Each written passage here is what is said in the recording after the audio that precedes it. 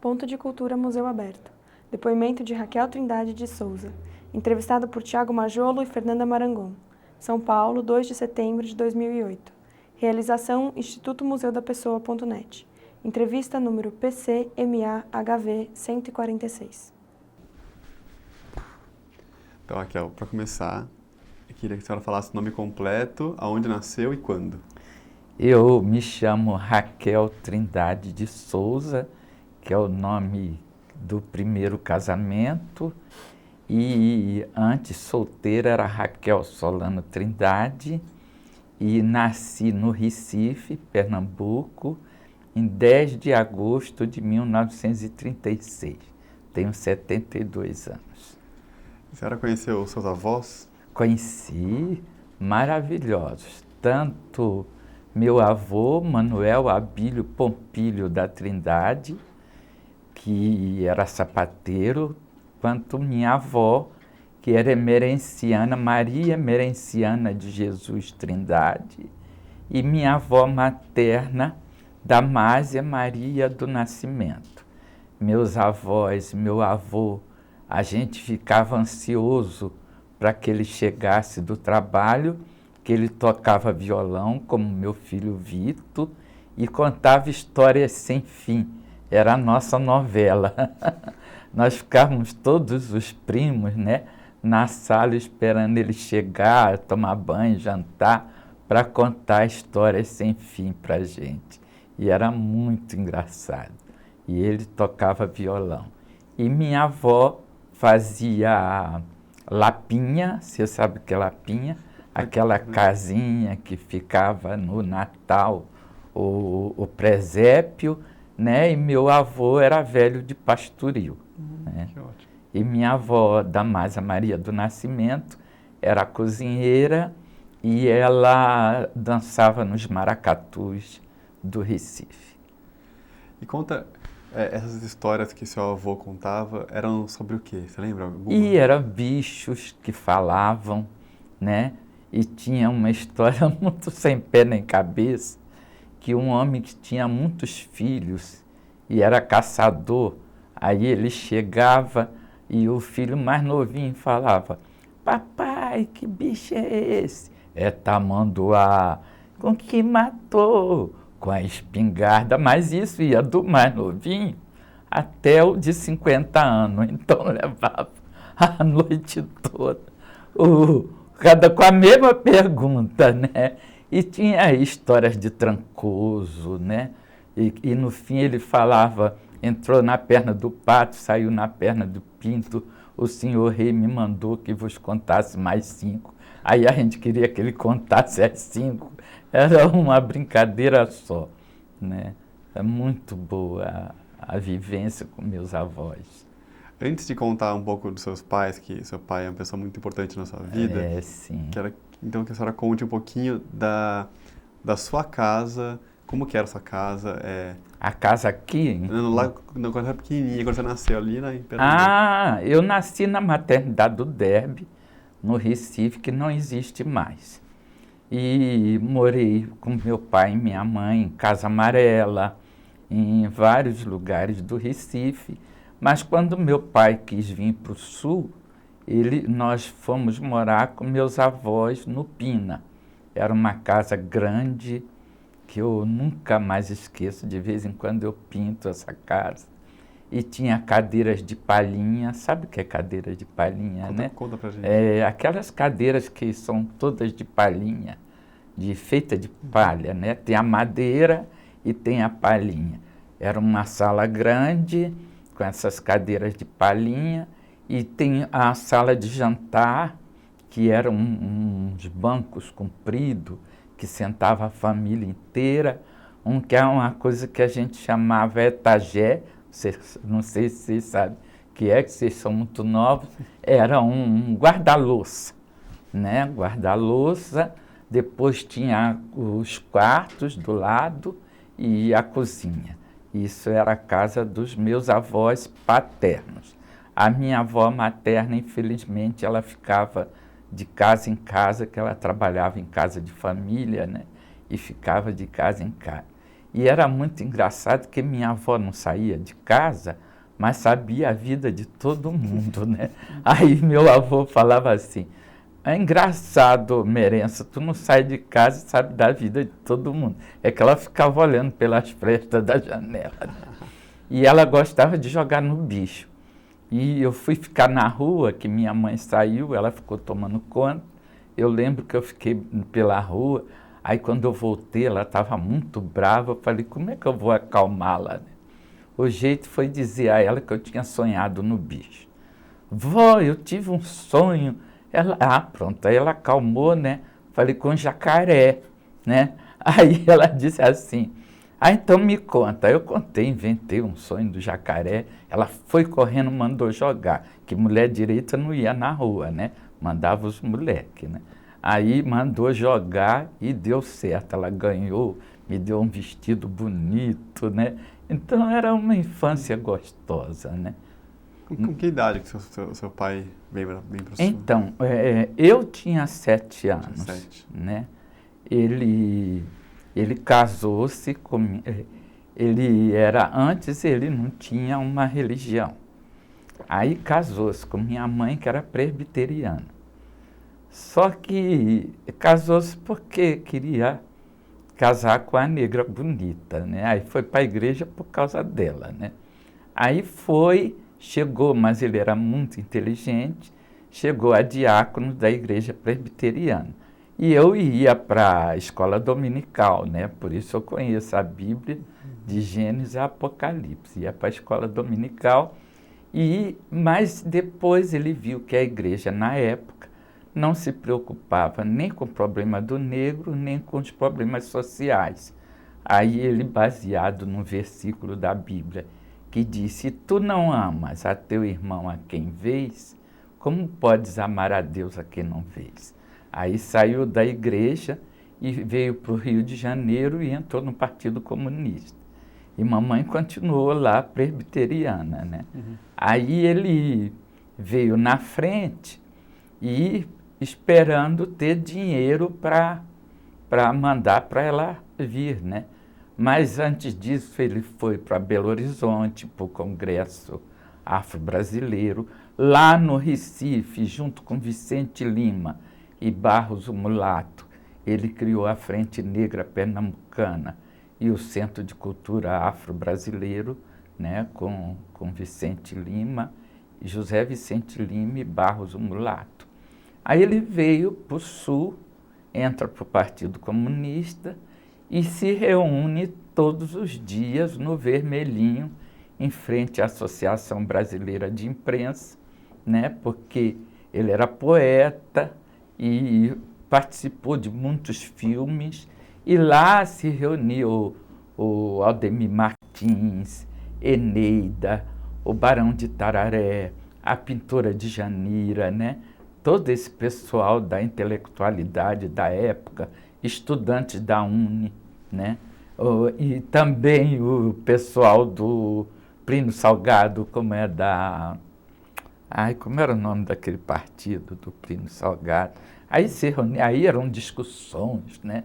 Ali eram os debates no Bar Araújo Porto Alegre, que era na Rua Araújo Porto Alegre, mas tinha um apelido de Vermelhinho. E o pessoal mais de direita, ou às vezes os integralistas, iam para o Amarelinho, né? E o pessoal de teatro, a Abdias Nascimento, com o Teatro Experimental do Negro, se reunia tudo ali, né? Ruth de Souza, a Léa Garcia, uma negra muito bonita que foi rainha, como é que era? Miss Ébano, que era Maria Tereza, era muito bonita, né? E o pai da Maria Clara Machado, né? Aníbal Machado, todo mundo se reunia ali. E a gente no Recife. Aí mamãe esperou que ele pudesse mandar dinheiro, né? Enquanto isso ela ia costurando, essa época ela ainda não era terapeuta ocupacional, ela costurava para fora, morando na casa dos meus avós, para juntar dinheiro para vir atrás dele, né? ela já tinha eu e a minha irmã Godiva. Ela teve 2 filhos antes, Vite e Israel, que depois eu pus o nome do meu filho assim, e Hélio, mas morreram cedo, né? Então tinha eu e a Godiva. Godiva em homenagem à Lady Godiva, não sei se vocês sabem a história da Lady Godiva, que era uma mulher da Inglaterra, que morava, era a dona de um feudo lá da Inglaterra, e o marido era muito ruim para o povo, né? E ela quis provar para o marido que o povo era respeitoso e era bom, e mandou anunciar que ia sair nua a cavalo e que todos fechassem as janelas, né?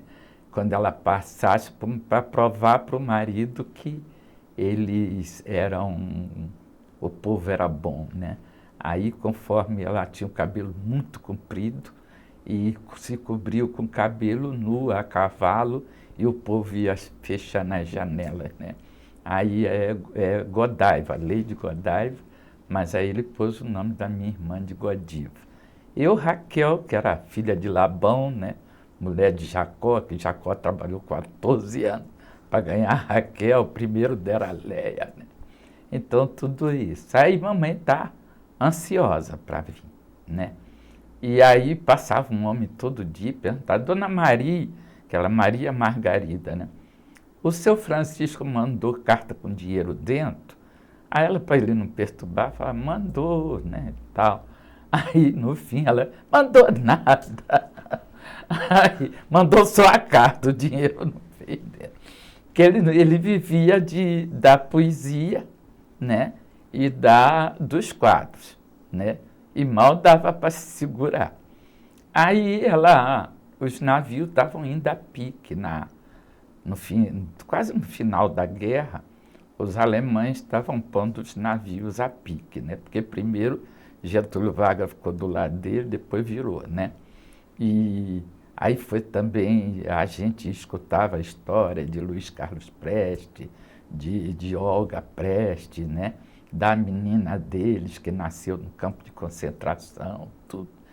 E aí mamãe quis vir com a gente. E aí o meu avô dizia, mas os navios estão indo a pique, vocês... E era tudo Ita, né? Itajubá, era vários nomes, mas começava Ita. Tem até aquela música, né? Peguei o Ita no norte, né? E meu pai tem um poema também, do Adeus Recife, que ele fala também nesses navios do Ita, né? Aí ela veio com ela, Godiva e uma amiga chamada Aline, uma amiga dela. Aí quando nós chegamos no Rio, ela deixou nós 2 no navio com a Aline e foi procurar papai, ela só sabia do Vermelhi. Aí foi lá, Grande Otelo estava lá. Aí ela falou, Grande Otelo, eu estou procurando Solano Trindade. Ele vem aqui todo dia, 1h, 2h da tarde, ele está aqui com os livros e os quadros. Aí mamãe falou, você avisa que nós estamos no navio? Aí o Grande Otelo falou, aviso, né? Aí o Grande Otelo, quando ele chegou, avisou, ele foi todo feliz, parecia que ele tinha mandado buscar. Aí os amigos já tinham se cotizado para ele alugar um barraco na Gamboa, né? Tinha uma casa de cômodo na Rua do Livramento e no final tinha um barraco. Aí nós fomos para lá, né? Mamãe muito caprichosa, o barraco ficou bonito logo que ela pintou, ele e ela pintaram o barraco. Mamãe pôs cortina no barraco e não tinha panela, então ela cozinhava numas latas de gordura de coco, né? E aí ele começou a levar visitas lá para casa. Gente que ia comprar quadro e livros, mas embaixadores, né? O pessoal rico da Zona Sul. Aí ela ficava muito nervosa, porque a casa é muito simples, né? Aí ele criou, primeiro, na época, tinha o Abigail Moura com a Orquestra Afro-Brasileira, que ele não queria que entrasse branco, era só negros que podiam tocar. E tinha a Maria, que era uma mulata, que eu não gosto dessa palavra mulata, mas é uma maneira de falar. que mulata é cor de mula, que as sinhás chamavam as crianças que eram mestiças de negro e branco de cor de mula, né? Aí ficou mulata, então eu não gosto desse nome. Mas ela era clara e cantava na orquestra, Maria, né? Tinha na orquestra do Abigail Moura. O Abdias Nascimento estava no auge, né? Com o Teatro Experimental do Negro. O Haroldo Costa criou o Teatro Folclórico. A Mercedes Batista tinha o seu balé afro, né? Que já era mais dança. Ela estilizava a dança dos orixás, né? E o Haroldo chamou mamãe e papai para ensinar as danças folclóricas. Aí eles foram criar o grupo do Haroldo, né? Mas apareceu um polonês chamado Ascanazzi, que com dinheiro, que tinha uma livraria com dinheiro, e queria estilizar as danças. Aí papai e mamãe se afastaram e o grupo do Haroldo virou Brasiliana, né? Quando foi em 1950, ele criou o Teatro Popular Brasileiro. Papai, o sociólogo Edson Carneiro e mamãe. Aí tinha a sede na Rua da Constituição, bem no centro do Rio, e eram operários, empregada doméstica, era o povo dançando. Ele tinha uma frase, pesquisar na fonte de origem e devolver ao povo em forma de arte. E eu acompanhando, aonde ele ia, eu ia atrás. Ele até conseguiu um emprego no IBGE, que ele ficou muito contente, porque dava a oportunidade dele estudar mais sobre o negro, né? Sobre toda a cultura negra no IBGE. Só que ele saía... Aí nós mudamos para Duque de Caxias, no Rio de Janeiro, a terra do... Já ouvi falar no Tenório Cavalcante? O Homem da Capa Preta, foi na mesma época. Tinha o Tenório e papai, né? E papai fazia festas lá em Caxias, que durava 3 dias, que ia todo mundo para lá. Aí o pessoal fazia aquela comida e tinha muita dança. Maracatu, coco, lundu, que mamãe ensinava, né? E depois nós fomos... E lá eu estudei numa escola regional. Peraí, eu estou falando direto. Não, continua. Não, depois a gente vai pontuar, mas pode continuar. Depois a gente vai perguntar umas coisinhas, mas continua. Tá, eu estudei na escola regional de Miriti. Era uma escola muito avançada para a época. Naquele tempo não tinha escola pública, né? E dona Armanda Álvaro Alberto era uma mulher da alta sociedade da Zona Sul do Rio, que mantinha essa escola em Duque de Caxias. Tinha biblioteca, tinha pomar, tinha apicultura, tinha horta, tinha museu. E nós estudávamos do lado de fora, debaixo dos pés de ipês, só no inverno, que a gente ia para dentro da casa, era um casarão, né? E à tarde nós mesmos fazíamos nosso mate com angu, né? Tinha almoço, mas depois à tarde o lanche era isso.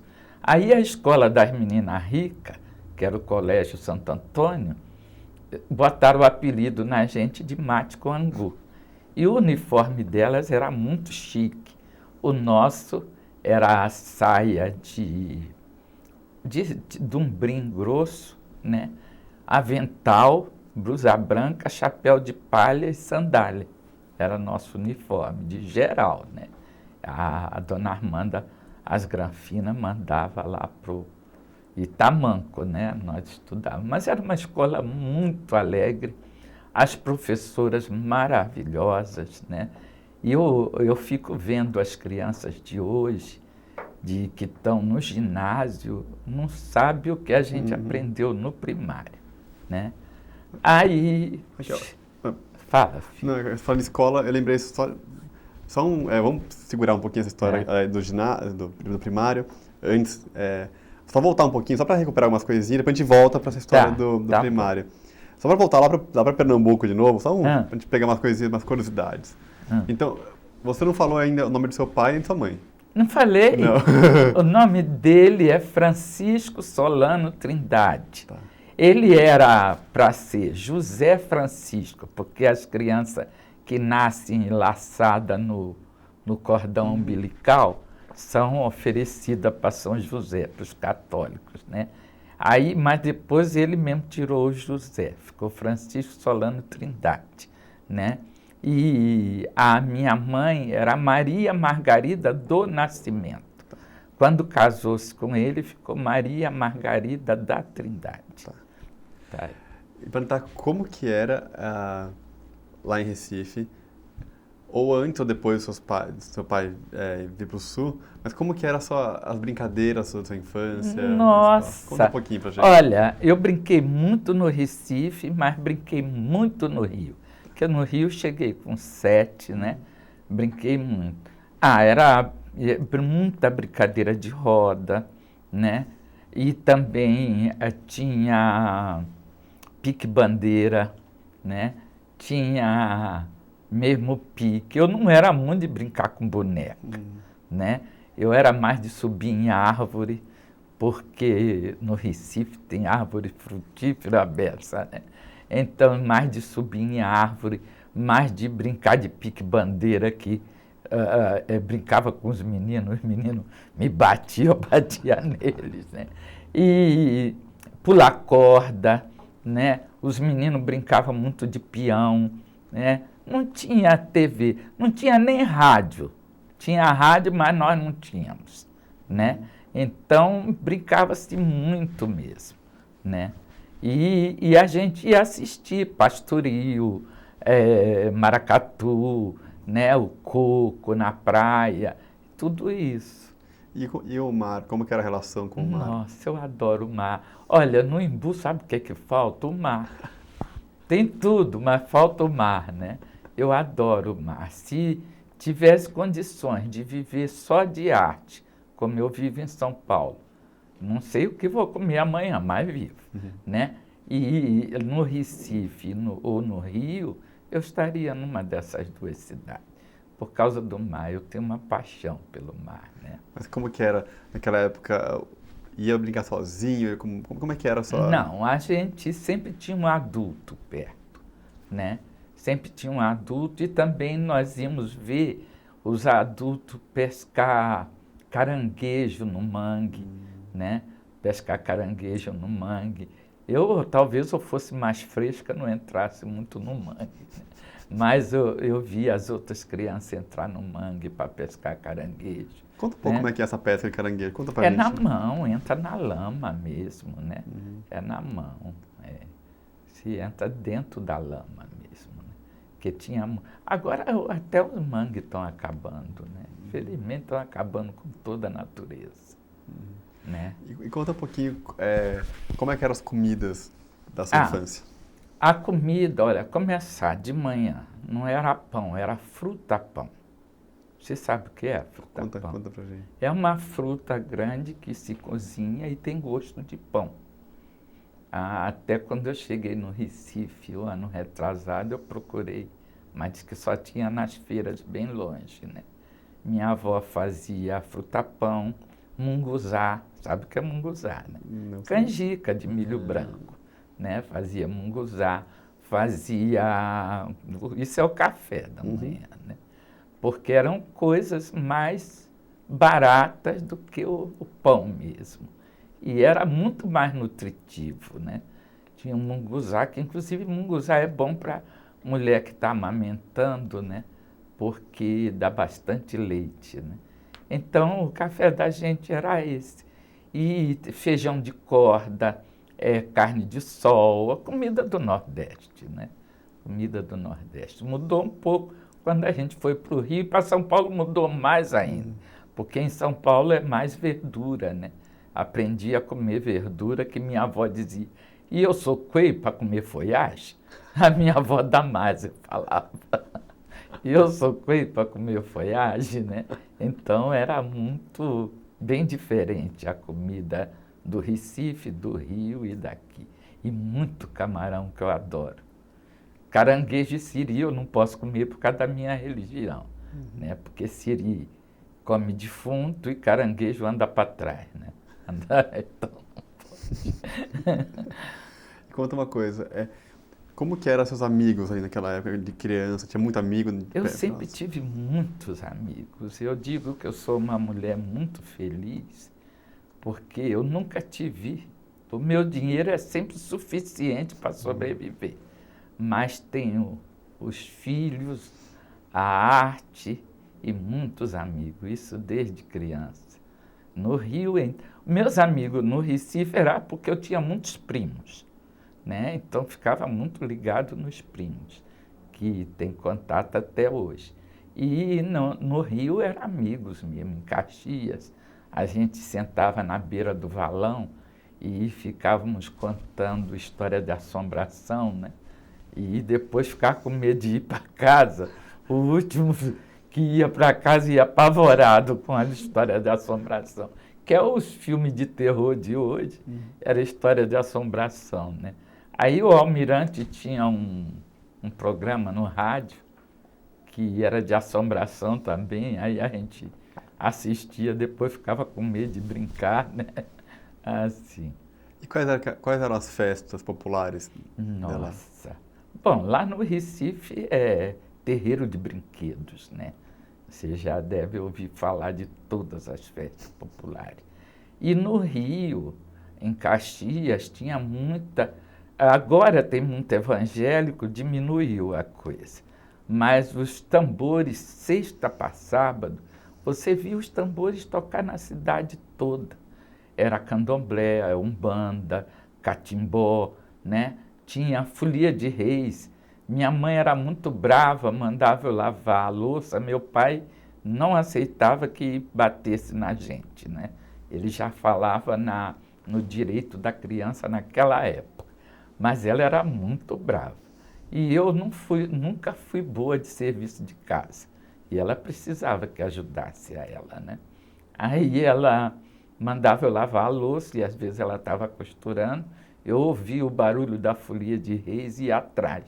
Os palhaços dançando, né? Taran, tan, tan, tan, tan. E eu atrás, né? Aí ia de casa em casa e eu sei que eu saía depois do almoço e voltava tarde da noite, porque a folia parava nas casas, aí tinha macarronada, né? Então tinha muita festa em Caxias. Fora as festas que na casa do meu pai, lá em casa, em Caxias, era a célula Tiradentes do Partido Comunista e tinha as festas de aniversário de Luiz Carlos Prestes, né? 3 de janeiro, aí tinha festa, aí tinha barraca para arrecadar dinheiro para o partido, e eu estava lá no meio, né? Então é assim. E conta como que foi a viagem de Recife para o Rio de Janeiro? Nossa, para mim foi uma curtição. Vieram como? Viemos de terceira, quer dizer, lá os granfinos a gente nem via, né? A classe média granfina a gente nem via. Era trem? Não, navio. Navio. Navio, vim de terceira na Ita, né? No Ita. Aí meu pai no poema disse, vim de terceira no Ita, como um saco de açúcar, como um fardo de algodão, né? Mas para mim foi uma curtição. Os primeiros dias enjoei, né? Que enjoa mesmo. Mas depois, para mim foi festa. Para a mamãe não devia ser, né? Mas para mim foi. Mas quanto tempo demorou? Eu não lembro. Não lembro. Mas o que você lembra? De alguma... Foi na década de 40, mas deve ter sido 2 dias ou 3, sei lá, igual o ônibus agora deve ser, né?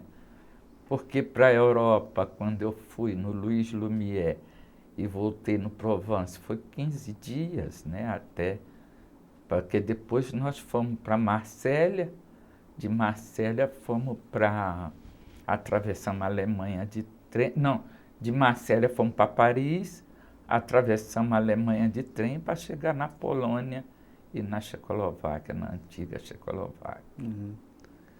Mas como que foi? Você lembra da sua chegada no Rio, o dia que chegou? Como é que foi isso? Eu lembro.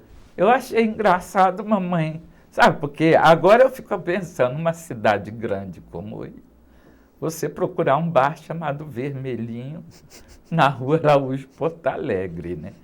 Mas para mim tudo era festa, né? Porque a moça que nos acompanhou, não sei se ela ainda é viva, mora no Rio, né? A Aline, ela ficou tomando conta da gente, ela brincava muito com a gente, correndo no navio, os marinheiros, né? Aquela gritaria dos oficiais, dos marinheiros, aquilo tudo para mim era uma festa, né? Festa mesmo. E como que era essa sua relação mais pessoal, assim, com o seu pai, com a sua mãe? Olha, assim? com meu pai era maravilhosa. Minha mãe era muito boa, mas ela era muito exigente, a paraibana brava. E ela, apesar de presbiteriana, ela parece mulher de Oxum, que gosta de tudo arrumadinho, né? Na gaveta, calcinha de um lado, sutiã do outro, tudo arrumadinho. Eu tenho uma filha assim, a Regina, e eu não sou assim. Eu queria ler, ficar só lendo. Meu pai mandava eu comprar jornal, eu não voltava em tempo de ajudá-la. Aí ela ficava muito brava. Eu conto sempre uma história que está até na internet também, de que a mulher foi fazer queixa de mim porque eu bati no filho dela. E ele falou assim, olha, pode deixar, eu vou dar uma surra na Raquel, porque as crianças daquela época apanhavam, mas apanhavam mesmo. A mãe batia, ainda falava, quando seu pai chegar, você vai ver. A criança ficava apavorada. Quando o pai chegava, metia a cinta na criança, né? Então apanhavam muito mesmo. Aí eu até estranhava, né, que meu pai não batia na gente. Aí ele conversava muito, né? E ela dava uns tapas porque chegava uma hora que a gente devia irritá-la pra caramba, né? Aí ele falava, ainda vai ter o direito da criança, de você, quem bater numa criança ser preso, né? Ele falava. E aí a mulher veio fazer queixa de mim, né? E essa história eu até já contei. E aí a mulher dizia, seu Francisco, essa sua filha é terrível, bateu no meu filho, machucou meu filho. Aí papai dizia, pode deixar que eu vou bater nela. Aí eu fiquei espantada, né? A mulher saiu, ele falou, você não quer ser artista? Falei, quero.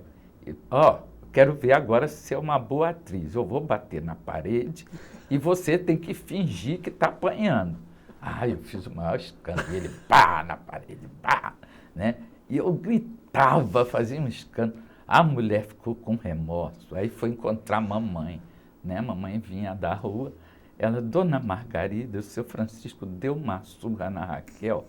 Mas não é possível, Francisco. Aí chegou em casa, Francisco, você bateu na Raquel? Bati nada, Margarida, essa menina vai ser uma artista. Eu batia na parede, ela gritava. Aí a mulher de tarde trouxe um bolo para mim, de tanto remorso, coitada.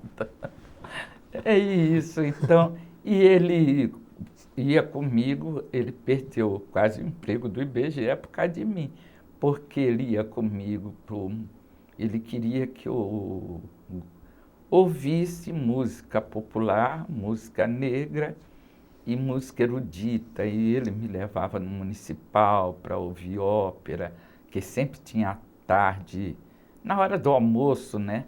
Me levava para a Biblioteca Nacional, me levava para a Pinacoteca, tudo ali pertinho, no centro do Rio, e esquecia de assinar o ponto de volta, né? Aí quando via já passava da hora. Aí ninguém aguentou ele no emprego, né? Mas ele ficou ainda bastante tempo. E a relação... E ela me ensinou a não beber, não fumar, respeitar os mais velhos.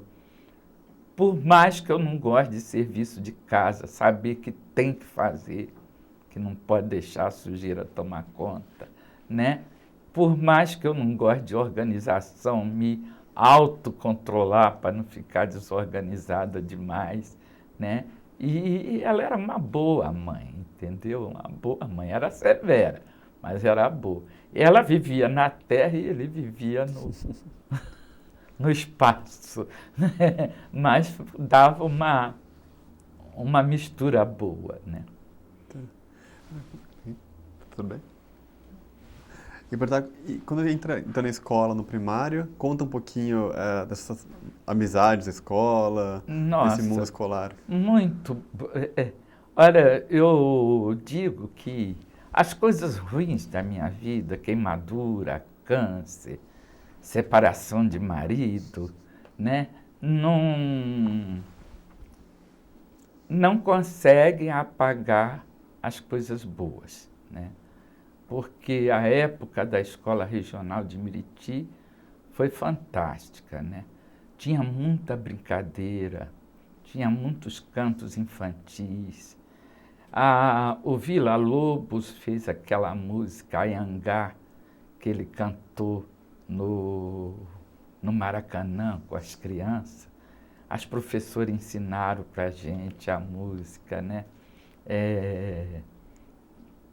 Oh, manhã de sol, Anhangá fugiu, Anhangá. Então aquilo era lindo, do jeito que o Villa-Lobos fez no Maracanã, as professoras de canto orfeônico fazia para gente, né? E era uma amizade. Eu tenho amigos até hoje daquela época da escola, né? Pena que ela faleceu, que era muito bom mesmo. E as professoras, elas davam aula com amor, né? Porque também não era aquele monte de aluno. As crianças naquela época, os pais tinham mais tempo de ficar em casa cuidando da criança, a criança era mais educada, né? Então, os professores eram fantásticos. Entendi. Conta como que era... Vou beber Tá, um claro, pouco d'água. fica à vontade. Conta, a senhora sempre gostou de ler? Como que era isso? Eu ganhei, esqueci de trazer, na revista Quilombo, do Abdias Nascimento, que tem na USP para vender, ele conta do meu prêmio com 12 anos. Ganhei o primeiro prêmio de literatura juvenil em todo o Brasil. Eu escrevi sobre gibis da época, né? A violência dos gibis da época, né? E ganhei, foi o prêmio Euclides da Cunha, né? E a biblioteca chamava Monteiro Lobato, a biblioteca da escola. Mas eu, mocinha, eu gostava de ler Kafka, Dostoiévski, Graciliano Ramos. Eu leio muito, muito, muito. Hoje eu estou ficando cega, e só esse olho que está funcionando, então está mais difícil, né?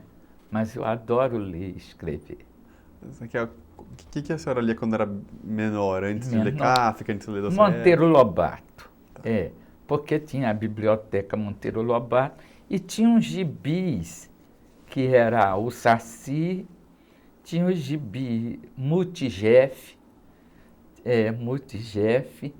e que não eram violentos, né? Tinha os violentos, que eu lia também, para depois falar, né? E tinha uns que eu achava muito fresco, que era a história de moças de Paris, né? Que eu esqueci o nome Isso quando eu era menina, né?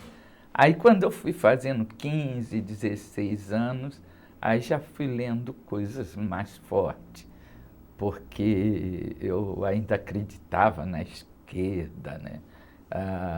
Não era essa bagunça que é hoje, tudo misturado, né? Não tem mais aquela ideologia política, né? Mas naquele tempo as pessoas levavam muito a sério, né? Então eu lia tudo, Papai recebia a revista A Classe Operária, né? Tudo eu lia, né? Eu ficava na varanda e minha mãe queria morrer, porque ela gostava de ler também. Mas aí eu tinha que ajudar ela para as duas sentar para ler, né? Mas eu devorava tudo que aparecia, né? Parar? Só dá um minutinho. Ok?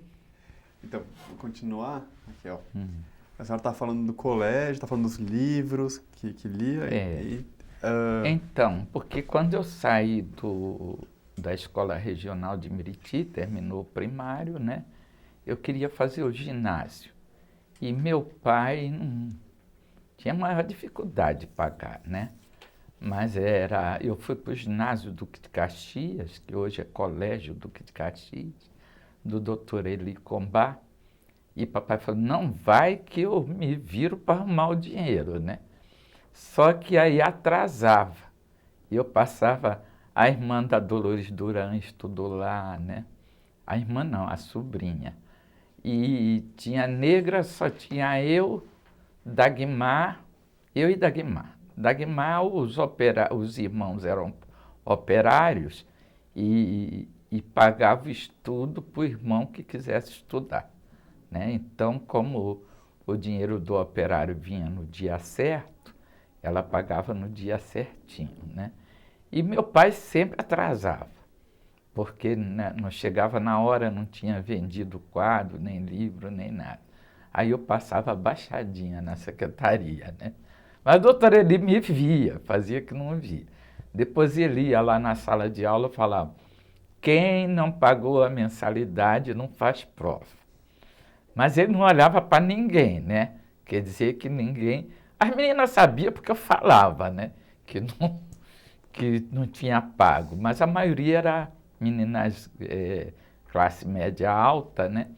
E só sabia que era comigo, né? Aí chegava em casa, pai, se eu não pagar, eu não faço prova. Aí ele falou, pode ficar sossegada, filha. Ela saía, daqui a pouco ele voltava com o dinheiro da escola, né? Mas foi os 3 anos assim, né? Aí tinha que fazer o que hoje é o colegial, né? Aí tinha o clássico e o científico. Como eu não gosto de matemática, eu queria o clássico. E só tinha na cidade, tinha que pegar o trem para estudar, que é o trem sujo da Leopoldina, né? Para estudar lá nas Laranjeiras, né? Aí um professor, ele falou, Raquel, você vai fazer o clássico que você queria fazer? Eu falei, meu pai não pode pagar, ele não tem condições. Aí ele falou, eu pago. O professor Mira, era um negro, que era muito raro um professor negro naquela época, mas ele era um negro muito inteligente, professor de história, e ele pagou para que eu fosse fazer o clássico. Aí eu fiz até o 2º ano nas Laranjeiras, né, no Colégio Rui Barbosa, só que aí meu pai arruma uma viagem para a Europa, né? E quando eu estava fazendo indo para o clássico, eu estava namorando um rapaz chamado Carlos. E o namoro estava... Aí um outro rapaz, que é o pai do Vitor, Jorge de Souza, falou, Raquel, eu vou para a Europa com seu pai. Eu falei, você não é do grupo, como é que você vai para a Europa? Ele falou, eu vou lá, já tirei passaporte. Aí foi na Rua da Constituição, falou, seu Francisco, eu sei dançar, sei tocar, sei fazer tudo. Mas ele falou para mim, eu vou por sua causa, você vai me namorar, né? Aí papai falou, quero ver. Ele dançou, ele é o grande candomblé, que a mãe dele tinha um candomblé, tocou, cantou, que ele cantava na noite, né? Cantava igual o Nelson Gonçalves. Aí foi para a Europa com a gente. Chegou no meio do caminho, o luar, a piscina no navio, né? Aquele calor, pronto, né? Aí, como é que eu falo? Transei com ele, né? Aí, quando chegou na Polônia, eu pensei que meu pai era adiantado, porque ele parecia um homem tão avançado, mas ele ficou tão bravo, que ficou de mal, trancava a porta do hotel e não falava com a gente. Aí as meninas arrumaram um casamento lá, no consulado brasileiro, em Varsóvia, né? Uma festa linda, porque os comunistas eram uma espécie de um palácio, e aí o cônsul deu os salgados, tudo, depois veio para Dom Manuel, o papel, né? No Rio, que coisa. Aí eu já voltei casada, né? Para Caxias, aí já é outra história. Eu vou, vou voltar mais um pouquinho de novo. Eu queria perguntar uma curiosidade minha. Como que era essa sua relação com o comunismo? O seu pai era muito ativo, né? Meu pai ele era muito ativo, pacífico, né? Através da poesia, através dos discursos, nos comícios, e eu ficava entusiasmada também, teve a gente pegar assinatura para o Petróleo é Nosso, depois contra a bomba atômica, e eu com essa história de pegar assinatura, eu tomei muita corrida de ganso. Lá em Caxias usava mais ganso do que cachorro, e ganso é bravo a beça. Tomei muita corrida de ganso, né? Mas ele conversava porque ele tinha o sonho de uma vida melhor para o nosso povo, ele tinha o sonho de não haver mais discriminação racial, né? E ele achava, depois ele mesmo se afastou do partido, isso já no final, porque viu que o partido achava que o problema do negro não era racial, era econômico. E não é só econômico, é racial também. E que aí por isso que ele também se afastou, morreu socialista, mas sem partido.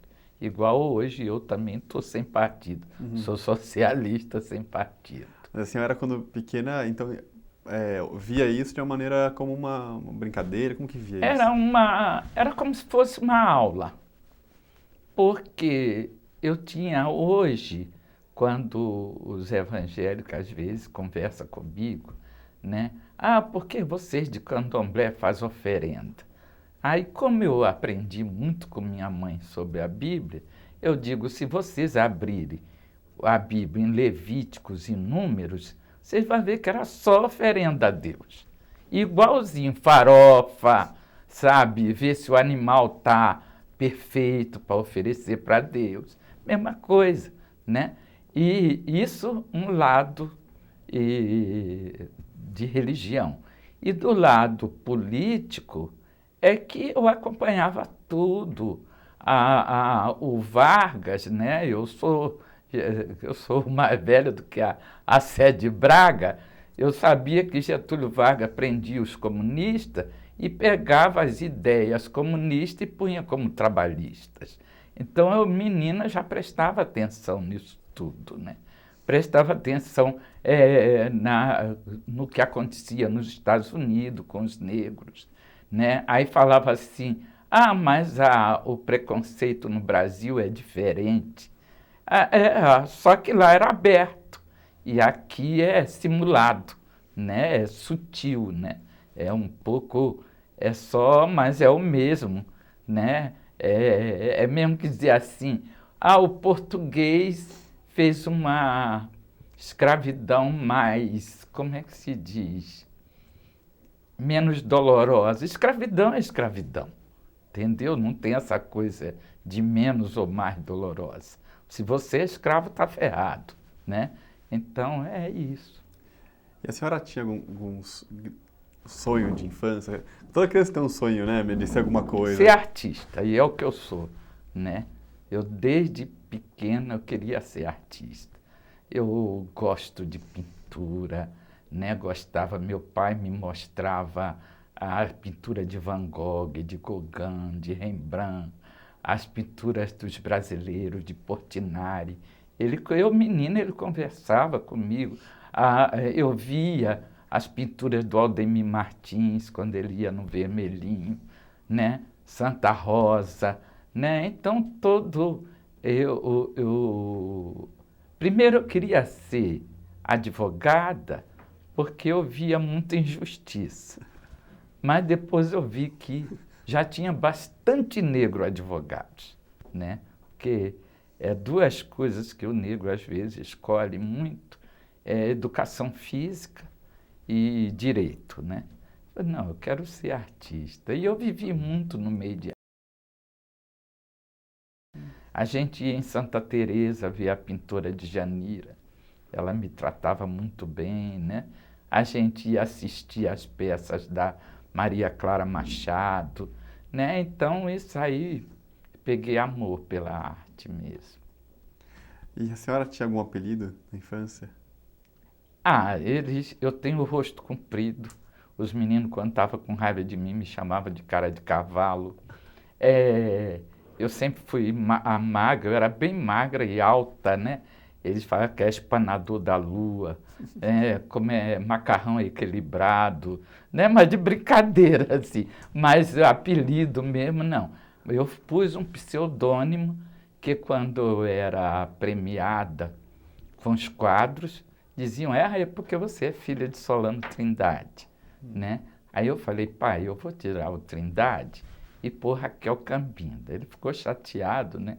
Aí eu tenho ali no acervo do Museu do Folclore, tem uns 8 quadros meus que é Raquel Cambinda, né? O Museu do Folclore do Rio, do Catete. Aí eu fiquei Raquel Cambinda, que é uma região de Angola, que é Cabinda, né? Que os negros velhos falavam Cambinda. É uma nega velha de Umbanda, mas eu sou de Candomblé. E é um tipo de negro que veio para o Brasil, de negro banto. E eu não sou negro banto, eu sou negro nagô, né? Então, E no Candomblé, a Digina do Santo é Bossuidá. Tá. Então vamos voltar para a história. Então, a senhora contou que foi para a Europa, casou, aí volta para Caxias. Volto para Caxias. E aí conta o que acontece a partir daí. Então, aí o casamento durou só 3 anos. Foi a conta de eu ter o Vito, que hoje é músico, é violonista, e se Deus quiser está segurando a barra lá do Teatro Popular Solano Trindade quando eu não aguentar mais, né? E ele ficou 5 anos na Alemanha, tudo. E o meu marido, ele era muito boêmio, mas foi um casamento muito rápido, eu não queria nem casar. Foi mais porque papai estava chateado, né? Eu gostava dele como amigo, mas não como marido. Aí me separei dele e levei o Vito. Aí fui viver com outro rapaz, que hoje é bem casado no Rio de Janeiro, que dos 8 maridos meus é o que está vivo, né? Aí eu tive a Regininha, mas eu me separei dele porque a mãe dele não gostava de mim. E ele cuidou da mãe desde que ele tinha 10 anos, né? E eu, para não criar problema, eu saí da casa dele, mas já estava grávida da Regininha, né? Aí depois disso, eu vim para São Paulo e vim com um capoeira chamado Paulo Gomes e ficamos pouco tempo junto, né? E ele depois arrumou uma moça branca rica que ajudou ele a montar uma capoeira, uma academia de capoeira, e infelizmente ele foi assassinado, não sei por quê, porque a gente já estava separado há muito tempo. Depois eu fui viver com Délcio Silva, que é um grande pintor acadêmico, mas também depois de bastante tempo ele faleceu, né? Esse eu não tive filhos. Depois o Frederico, tudo negão, violonista e que compunha, né? Artista, e durou uns 5 anos o casamento, depois separei. Aí veio o Paulo Martins, né? Era metalúrgico, depois o Vicente de Paula, um grande artista, escultor. Teve uma época que ele me ajudou muito, porque foi a época que meu pai adoeceu no Embu. Ele adoeceu em Brasília, veio para o Embu, e a mulher dele, que estava com ele na época, faleceu, Alicia, e o Vicente estava doente do pulmão, mas fez uma escultura de 3 metros em peroba, porque foi assim, ai meu Deus, tem um rapaz que é da TV, é um senhor já, agora, que foi lá em casa e viu que a gente estava numa situação difícil, falou com a Eli, Regina, o Vinícius, Milton, Roberto Carlos, fizeram um show para nós comprarmos uma casa para pôr papai doente. Mas a gente já tinha feito o Embu tão famoso que nós não tínhamos condições de morar mais no Embu, porque os aluguéis subiram muito e as vendas também. Aí só conseguimos uma casa em Itapecerica. A Elis falou: Raquel, eu vou deixar o dinheiro com o Marco Lázaro e você pega o dinheiro com o Marco Lázaro. Aí depois eu peguei o dinheiro com o Marco Lázaro, mas já não dava para a compra da casa. Aí o Vicente fez um Cristo de 3 metros em peroba para me dar o dinheiro que faltava para casa em Itapecerica, né? Aí teve uma hemoptise e foi para o hospital.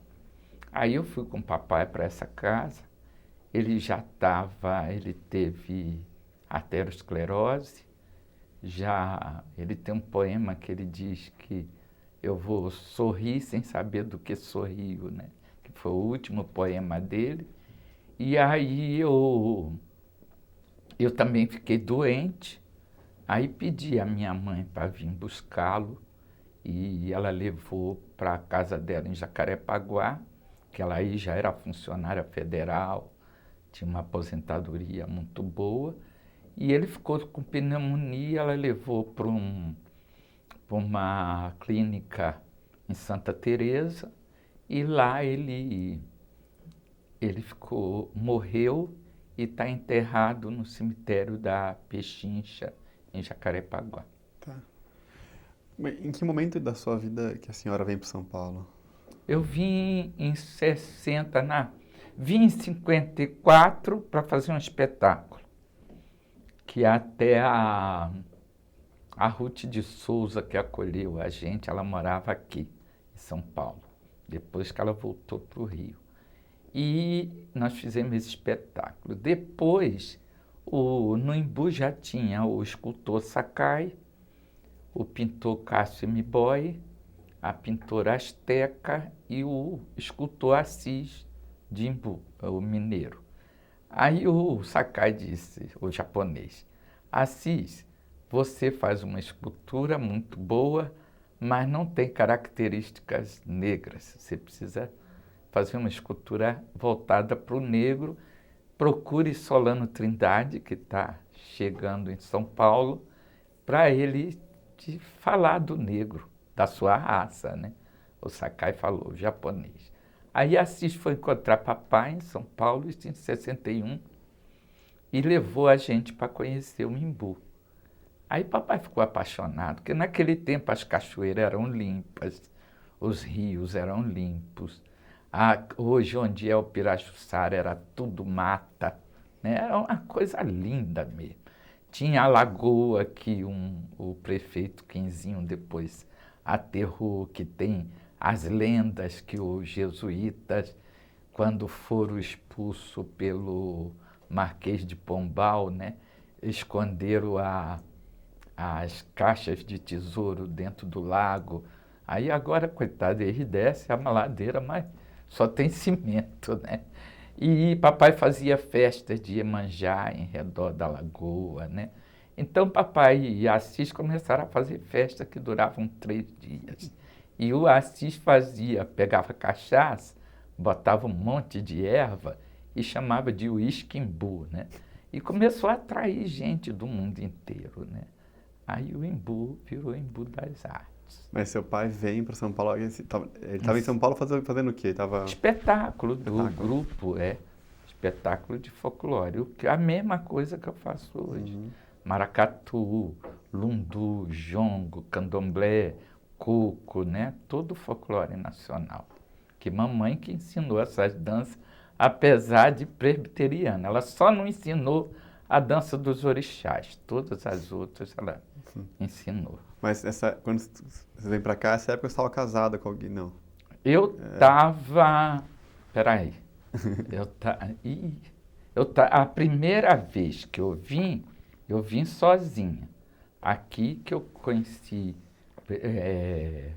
o Delcio, depois o Vicente, depois o Aurino Bonfim, que foi o último marido, que é pai da Dadá. Então, o Jorge de Souza é pai do Vitor, o que eu não quero falar o nome porque está com a família, a mulher dele é muito ciumenta. É o pai da Regina e que, inclusive, até hoje tem carinho com a Regina. E o pai da Dadá, que é o Aurino, que eu já tive com 42 anos, que eu conheci no Samba do Candeia, no Quilombo, que eu fiz fiz vários carnavais, fui vice-campeã na Vai-Vai 2 vezes, com Solano Trindade, um moleque do Recife, em 76, em 77, José Maurício, músico do Brasil Colonial, fiz figurino, carro alegórico, enredo, né? Só a música que foi o geral do filme e depois o Oswaldinho da Cuíca, não, o Sol, E depois eu fui convidada pelo Candeia para fazer Ao Povo em Forma de Arte, o negro desde a pré-história até aqueles dias. E o Wilson Moreira e Ney Lopes ganharam o samba. Então conta, quando que começa a sua relação, a sua aproximação com o candomblé? Eu tive uma época lá no Rio que dava tudo errado para mim. Eu fui trabalhar em Caxias, no sindicato da Petrobras, e dava uma confusão. Primeiro eu arrumei um emprego num dentista, toda vez que eu tento um emprego no dentista, aí me deu uma dor de dente tão grande que não passava, eu tive que largar o emprego. Aí depois fui trabalhar no sindicato da Petrobras, parecia que todo mundo estava implicando comigo ali. Aí uma amiga minha falou, Raquel, tá passando da época de você raspar pro santo. Você é de... ela falou, você quer que eu te leve num babalorixá? Eu falei, me leve. Aí eu fui num babalorixá em Caxias, até um rapaz novo. Aí ele disse, olha, você é de Obaloaiê, que é o orixá da saúde, que cuida da doença de pele, que é ligada às doenças, a varíola, né? E você é de Inhansã. E está passando, que é Oiá, está passando da época de você raspar para o santo. Mas você tem que fazer ao menos um agrado para o orixá. Aí eu falei, mas eu não tenho dinheiro, tenho que gastar, eu não tenho dinheiro. Ele falou, faz um agrado simples, né? Aí eu falei, tá bom, né? Para ele parar de falar, eu falei, tá bom, e fui para casa. Só que antes eu morava com a Cléia Simões, eu tinha separado do marido, os filhos estavam cada um numa casa de amigos enquanto eu trabalhava, e a Cléia Simões me convidou para morar na casa dela, a atriz da TV.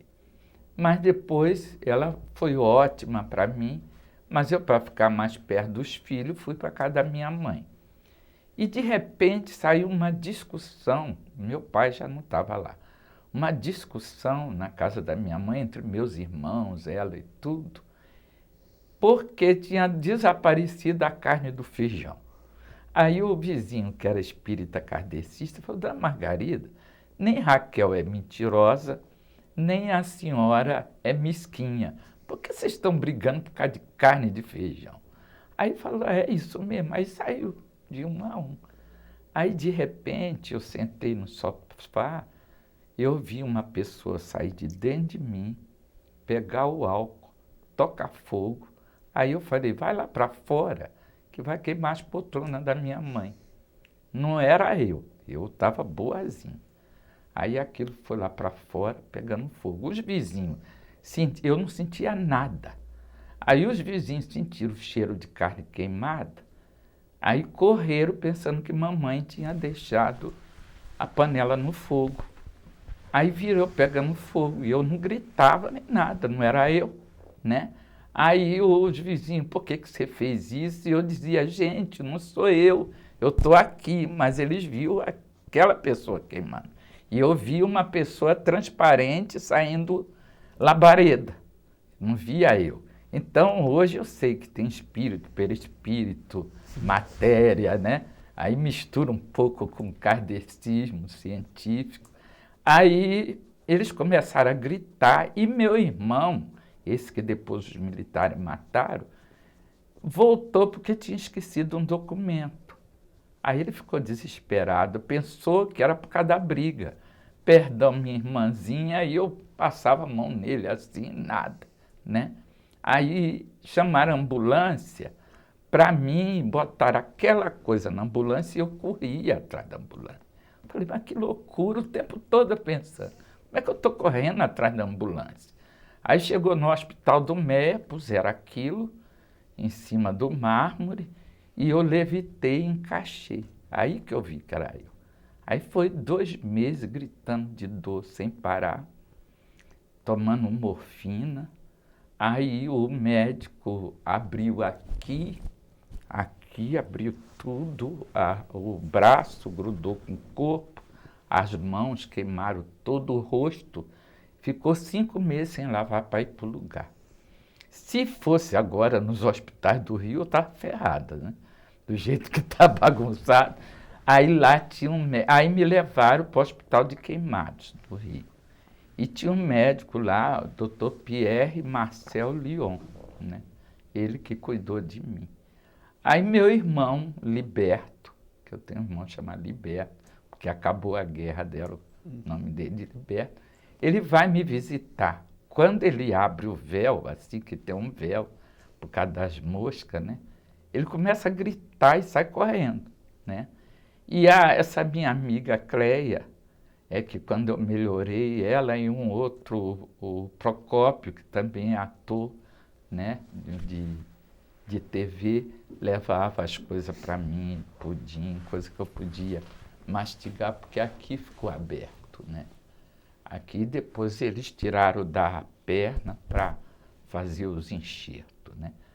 Aí, quando eu saí do hospital, papai me chamou para morar com ele aqui.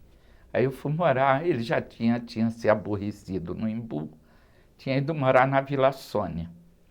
Aí saiu na revista Cláudia, da editora Abril, Cláudia realiza seu sonho. E eu usava um véu, né? E eu disse que meu sonho era fazer uma exposição de arte, né? E não tinha dinheiro para material, né? Aí o professor Mário Chembe, já ouviu falar nele? Matemático e colecionador de arte, um homem maravilhoso mesmo. Ele faleceu, né? Aí ele foi lá em casa, na casa de papai, gostou muito dos meus quadros, fez uma apresentação. Aí a editora Abril me deu uma perua, uma van cheia de material. Eu fiquei tão contente que eu tive uma febre. Aí, eu estou contando isso para chegar. Aí eu fui morar no Butantã, que quem mantinha a casa para mim, quem pagava o aluguel, era a Betty Midlin, que é muito preocupada com índio, né? A filha do doutor José Midlin, né? Que foi muito legal para mim. E eu fui morar no Butantã e, mesmo queimada, comecei a ensinar danças e tudo. E apareceu, aí eu sabia que um dia estava todo o pessoal assim conversando comigo e deu um relâmpago do nada, eu parei de falar e de andar, né? Aí as meninas falaram, as meninas do grupo, uma até já morreu, a Deg. Raquel, você precisa fazer o santo. Aí a Betty chegou, me pôs no carro, me levou em tudo quanto é médico, cardiologista, neurologista, não tem nada. Mas eu não andava nem falava. Aí ela falou, quer saber de uma coisa, Raquel? Eu sou judia, mas já estou de saco cheio com isso. Você vê onde tem um babalorixá, que eu pago o seu santo. Aí as meninas falaram, não, ela gosta do Pai Jerônimo de Xangô, lá no Embu, que hoje é onde é o Jardim Mimais, ele nem está mais aí. Aí eles me levaram para... Aí a Betty ligou para ele falou, vou já para aí. Foi de carro, quando ele chegou, eu virei no seu Obaloaiê. Eu entrei em transe, aí seu Obaloaiê, ele era muito velho, né? Me levou para o carro dele. Quando chegou na casa dele, eu bolei no santo de novo. Quer dizer, eu estava bolada no santo, porque quando a gente bola no santo, a gente ouve tudo, mas não se mexe, nem fala, né? Aí, quando cheguei lá no candomblé, só que eu bolei no sofá. Aí a esposa dele não foi cobrir a cara. É uma moça loira. Ele é mulato, amulatado, branco, que chama lá na Bahia de branco baiano, né? E ela loira, né? E ela vê que eu luto contra a discriminação racial, ela achou que eu sou contra os brancos, né? E ela começou a implicar. Mas aí ele fez tudo direitinho, ele raspou o orixá, com o dinheiro que a Betty deu. Fez tudo. E ela, um dia, porque a gente fica recolhida. E naquele tempo era mais de 3 meses, né? Ficar recolhida. E quem tomava conta de mim porque a gente ficou com orixá ou com herê, né? Herê é o espírito infantil. Era uma negra, a Dona Maria e ela. Quando estava a Dona Maria, tudo bem. Quando estava ela, era aquele horror. Um dia ela falou assim, eu não gosto de Obaloaiê porque se veste de palha. E eu gosto de Oxóssi Oxum, que tem brilho e tal. Aí ele começou a discutir com ela, né? O Obaloaiê traz saúde, aquela coisa toda, e ela tem Yansan também. Aí eu falei, quer saber de uma coisa, pai? Quando eu tirar o quelê, eu vou sair da sua casa. Aí ela falou, você vai morrer. Eu falei, se eu tenho o orixá e tem Deus, só eles dois que sabem, você não sabe. Aí ela queria que eu deitasse nos pés dela, porque pro babalorixá, quando é festa, a gente tem que fazer né? E ela queria que eu fizesse mesmo com ela. Eu falei, não, você é mulher como eu, se você tiver com orixá, eu deito no seu pé, mas você normal é mulher. Aí pronto, aí a coisa ficou feia. Aí quando eu tirei o quelê, né, aí eu saí da casa dele e fui para a casa do pai Quilombo, né? Outra casa, mas na mesma nação, Queto, né? Aí agora já tem quase 40 anos de santo, né? 30 e poucos anos de santo. Então eu jogo búzio, mas não faço outras coisas porque pinto, escrevo, danço, faço um monte de coisa, dou palestra. Não dá tempo de cuidar de filho de santo, mas gosto muito do candomblé. E aí, a senhora passou a frequentar muito frequentemente? Como que foi? Não, agora eu vou nas festas, de vez em quando eu faço um ebó, uma limpeza, eu estou precisando agora fazer um ebó, né? Porque quando a coisa fica muito feia, começa a aparecer muita intriga, muita coisa, a gente precisa de uma limpeza. Aí eu vou na casa do pai Quilombo, na casa do Adailson, porque eu mesmo fazer para mim não dá, né? É assim. E como que... então, a senhora começa a fazer parte do candomblé e essa da espiritualidade, a música, a dança, tudo isso começa a fazer parte da sua vida artística também? Não, o candomblé é a parte, Uhum, né? E é porque é a parte espiritual. uhum, Agora, a gente dá aula de cultura negra, que entra o candomblé, e a dança dos orixás, que agora as meninas é que estão fazendo, que eu faço quando eu vou no candomblé, uhum, né? A dança dos orixás. E agora se fala muito em dança afro, mas dança afro é a dança dos orixás estilizada, né? Que o certo seria fazer uma oferenda para os orixás, qualquer pessoa que estiver fazendo dança afro, né? uhum.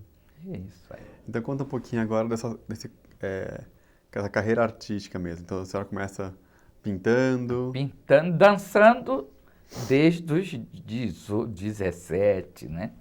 18 anos. Aí vem a pintura, né?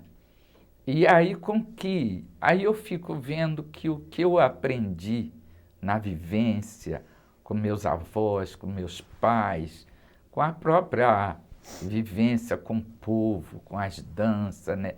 Participar mesmo das danças de rua, tudo, que dá para dar palestras, né? Aí eu comecei a dar palestra e tudo. Aí quando foi quando meu pai morreu em 74, em 75 eu criei o Teatro Popular Solano Trindade, né? Então o grupo está até hoje. Entra uma turma, sai outra, aprende, vai já fazer outra coisa, né? Agora tinha os dois netos, um que é hip hop, o MC Trindade e o Manuel Trindade, só que agora eles já estão com carreira própria. O Vito tem a carreira dele, que é o pai deles dois, que é violonista, é compositor, compõe, bota música nos poemas de papai, né? Tem sua própria música e faz parte do Airaotá, que é com Caçapava, e faz parte do Revista do Samba, fica na Alemanha, viajando toda a Europa esses 5 anos, né? O Manuel já foi para Taiwanzinho, para a Alemanha.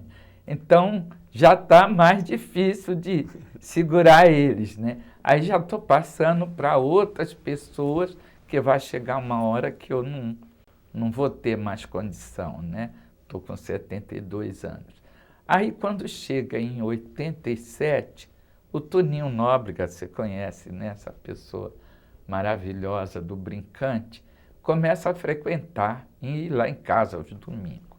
Ele e o filho, que hoje já é adulto, né? E aí, tudo bem, eu fico toda contente, mas vai primeiro domingo, segundo domingo, terceiro, e não fala nada, né?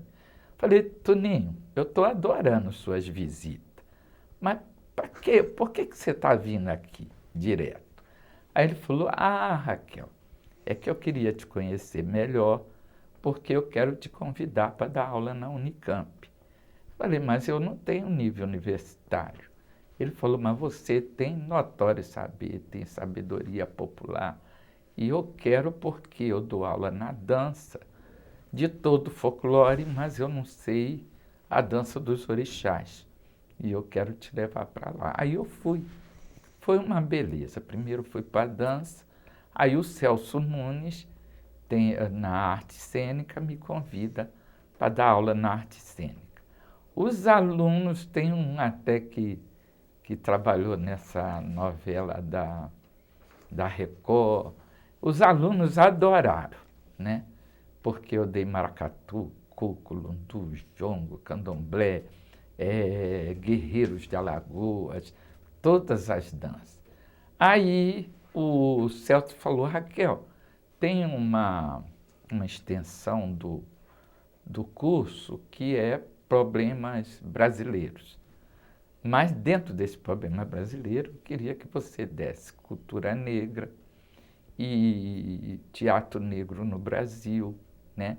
Aí eu dei aula falando desde Benjamin de Oliveira, que fazia teatro no circo, tudo, né?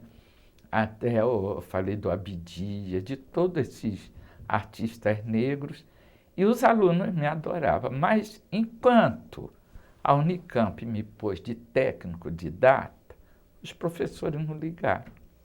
Quando a Unicamp me passou a professor, foi uma guerra tão fria, tão sutil, mas que me abalou muito. Os alunos não, os alunos foram perfeitos. E o Adilson, que era um dos diretores, o Celso, mas os outros professores começaram a fazer uma guerra, ao ponto de, como eu tenho uma mediunidade muito grande, eu chegava na Unicamp, parecia que tinha uma porta de vidro que não deixava eu passar, né? Aí, ao mesmo tempo, eu tive câncer no intestino. E, ao mesmo tempo, me separava do último marido, o oitavo, né? Então, juntou tudo, eu falei, eu não vou ficar na Unicamp.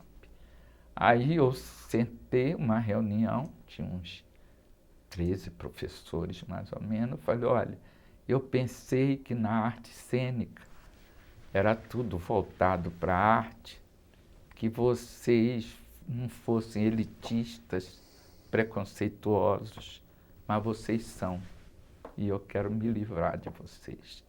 Eu estou pedindo demissão, aí escrevi uma carta de demissão para a direção da Unicamp, mas a Sara me deu uma carta de apresentação muito bonita. Aí eu voltei para o Embu. Falei, eu prefiro voltar para o Embu, que eu não sei o que eu vou comer no dia seguinte, mas sempre aparece, do que aguentar vocês. E fui embora. Mas nisso, antes, acabou, filho. Ah, acabou? Eu tô aqui, tão entretido. Não, tô aqui para mim. Bom. Então, continuando, a senhora disse que então, voltou para o Embu. E aí, conta como começa nessa volta, o que acontece? Quando meu pai falece, né, eu crio... isso já passou. Aí eu volto da Unicamp Mas antes eu tinha criado, o Celso Nunes pediu que eu fizesse... Não, eu pedi a ele para fazer um curso de extensão, porque na graduação só tinha um negro. E eu queria que o negro participasse das danças, tudo. E aí eu chamei o pessoal, os funcionários e pessoas das outras graduações. Então veio japonês, veio judeu, veio gente de todas as nações, inclusive os negros.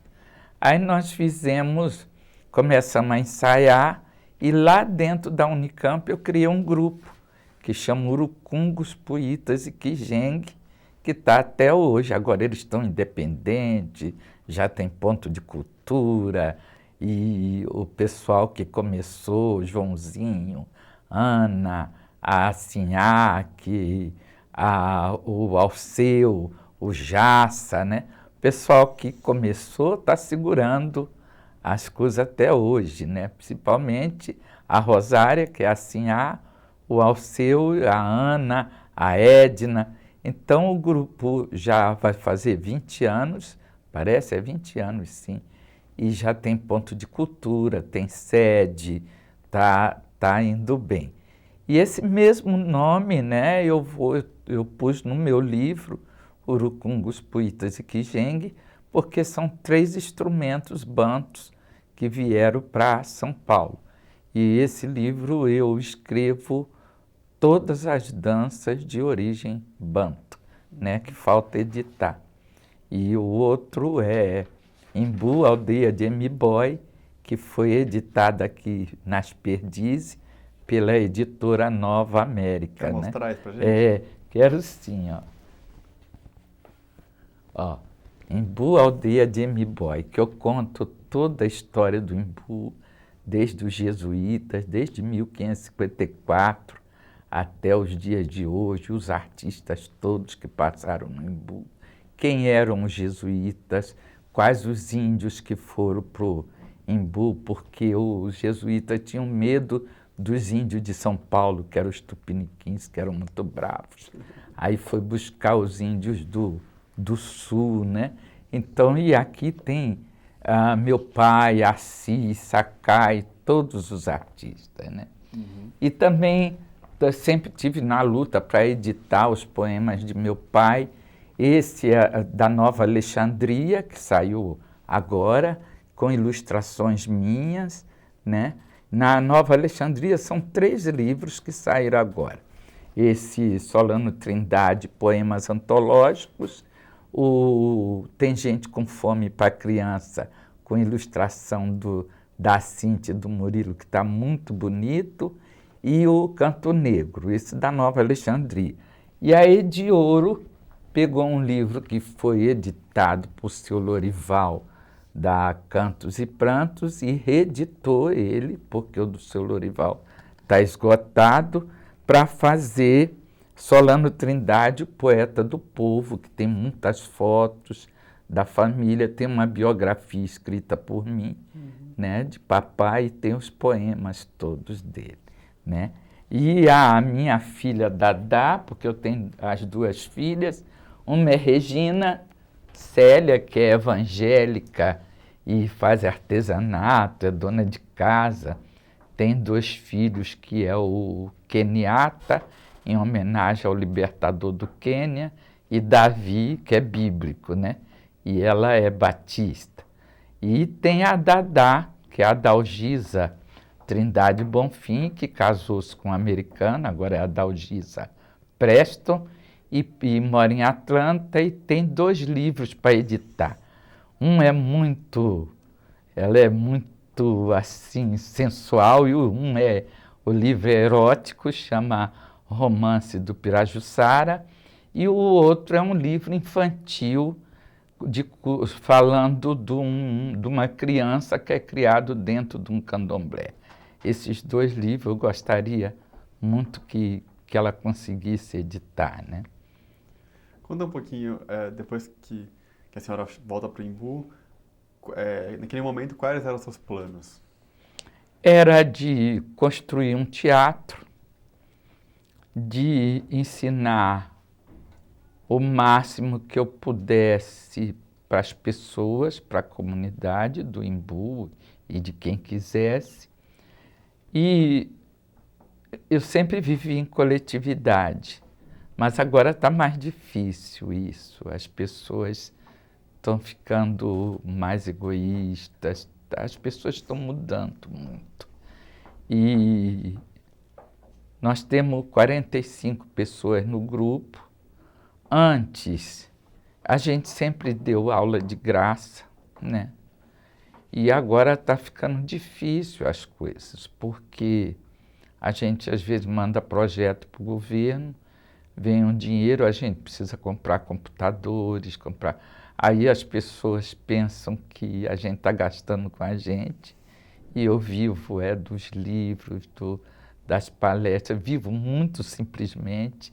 Se você for na minha casa, tem 2 casas, uma era de barro, que um amigo meu fez para mim, de barro, o Gileno Bahia construiu para mim, e ela está caindo.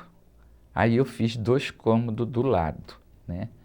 Mas consegui que fosse feito o teatro, né? O teatro é a maior polêmica, porque o Assis, que é o escultor, era de um governo mais à direita, que era do Oscar Yazbek, e ele queria fazer o teatro para conseguir, ele era da Secretaria de Turismo, queria fazer o teatro para mim, para o grupo, né?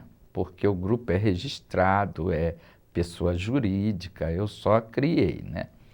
E o Assis, então, pediu ao Oscar Yazbek para pedir ao governo estadual um dinheiro para que a gente pudesse fazer o teatro. Aí ele não queria o Oscar, porque eu não votei nele, que eu não votava na direita. Aí, e engraçado que quem cedeu o terreno foi Joaquim Matias de Moraes, que era o prefeito mesmo de direita naquela época, tudo. E o Assis falou para mim: Raquel, o Quinzinho está cedendo terrenos. Aí eu falei: mas ele não vai dar para a gente. Ele falou: vamos lá, né? Aí eu fui. Ele falou: você vai votar em mim, Raquel? Eu falei: não. Aí ele falou, então não te dou. Aí eu fui saindo, ele falou, vem cá, Raquel, você faz um trabalho sério de cultura popular, eu cedo o terreno sim. Aí cedeu no centro de Oimbu, 1.720 metros do terreno, e ainda deu material para que eu fizesse um barraco para começar tudo. Aí eu votei no outro, que era o Nivaldo, que se dizia de esquerda. Aí o Nivaldo não quis me apoiar, né? E ainda sumiu o material do barraco. Aí o Gileno Bahia, artista que trabalhava junto com o Nivaldo, falou, poxa, Nivaldo, então me dá um caminhão e 5 trabalhadores, que eu vou no mato, pego barro, pego eucalipto e faço uma casa para a Raquel começar. Aí ele falou, então pega o caminhão. Aí ele pegou o caminhão, foi no mato. Aí a gente ensinava para a gente como fazer para amassar o barro, barrear, né? E naquela época eu estava com o Aurino Bonfim, que era pintor e que era meu marido e pai da Dadá. Aí um batia de um lado, outro batia do outro, levantamos a casa, né? Isso faz 25 anos. E o Quinzinho cedeu o terreno, sessão incomodato, por 50 anos, né? Aí o Nivaldo, aí ele fez o coisa e fez um barracão grande para ensaiar o grupo. Aí começamos a ensaiar tudo. Quando foi no governo Yazbek, o Assis foi de novo da Secretaria de Turismo, aí pediu dinheiro, o Yazbek não queria dar, e Assis insistiu muito, aí veio 450 para o Memorial Sakai, 350 para o Parque Riso, 200 para os banheiros e 100 para o nosso, né? Aí quando entrou o Alckmin soltou para o prefeito do Embu, que é o Geraldo Cruz, construir, né? O Geraldo Cruz construiu, aí fala que o dinheiro é a volta dos impostos. Então, para não magoar nenhum nem outro, eu falo, é parceria, né? Aí construiu o teatro, mas no terreno do teatro, no terreno incomodado. Então, por enquanto, o teatro está na nossa mão, mas agora, no centenário de papai, o prefeito ajudou muito, pagou os grupos que foram dançar, alimentação, condução, tudo, ele ajudou muito, ele é do PT, né? É isso. E conta um pouquinho, como que é o seu cotidiano hoje? Hoje, eu levanto, bom, sábado e domingo é diferente. Segunda-feira é dia de eu jogar búzio, as pessoas que estão marcadas, eu jogo búzio. Tem uma moça, Rosângela, que tem um nenenzinho e uma outra, e os outros filhos, ela vai lá para casa para fazer comida, lavar roupa, essas coisas que eu não gosto. E aí eu e meu filho e a Carla, que secretaria a gente, ver o que é que a gente pode fazer com relação ao teatro, né? De mandar projetos, de ver o que precisa, aquela coisa toda que eles dois aqui entendem de computação, né? Que eu não entendo nada. E eu gosto de pintar de manhã, né? Eu gosto de pintar de manhã, aí pinto até a hora do almoço, almoço, deito um pouquinho para tirar a sesta, né? Aí depois começa a chegar gente. Chega gente de todo tipo. Chega universitário para fazer pesquisa, chega gente para contar os seus problemas, parece o Muro da Lamentação. Chega gente, professores, alunos, né? Gente de todo tipo. Aí eu vou às vezes dormir tarde. E aí tem as aulas que os meninos dão, né? O Manuel dá aula às 6h30 de percussão, aí eu entro e saio, porque eles misturam tudo. Minha casa com teatro, parece que é uma coisa só, né? E tem a aula da Débora de dança afro de tarde, tem a aula de frevo da Carla, tem a aula da Paula ele tem um nome, Eustáquio. O Eustáquio é de capoeira de Angola, que é lá do mestre Marrom, mas vai dar aula lá. E às quartas, um rapaz do meu grupo, que eu gosto como um filho, falou que eu não sabia dirigir um grupo e que ia criar um grupo. Aí eu falei, cria e vem. Aí ele falou, posso ensaiar aqui? Eu falei, pode. Aí ele está ensaiando o grupo, está muito bonito o grupo dele, às quarta-feiras.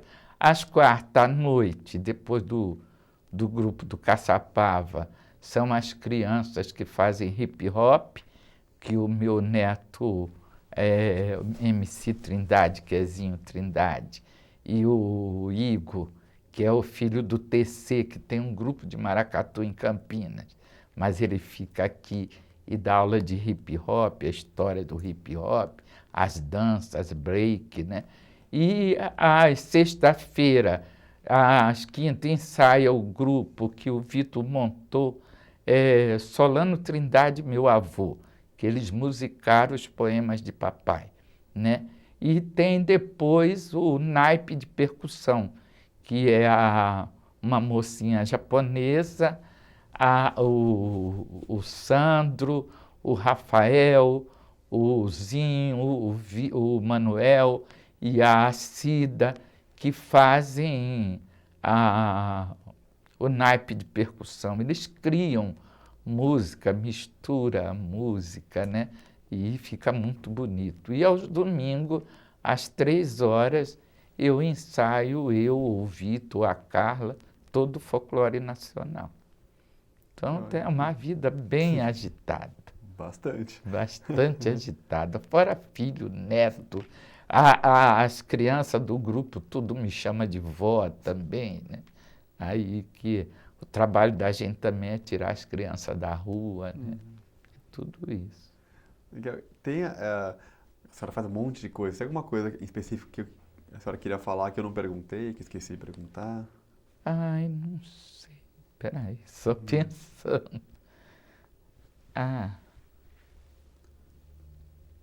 Então, eu vou, por exemplo, agora, no centenário do meu pai foi muito bonito e eu estou sendo chamada para criar um grupo em Duque de Caxias o ano que vem e o Recife, a Bahia quer que eu vá para lá dia 7 de novembro, está dependendo da Fundação Palmares.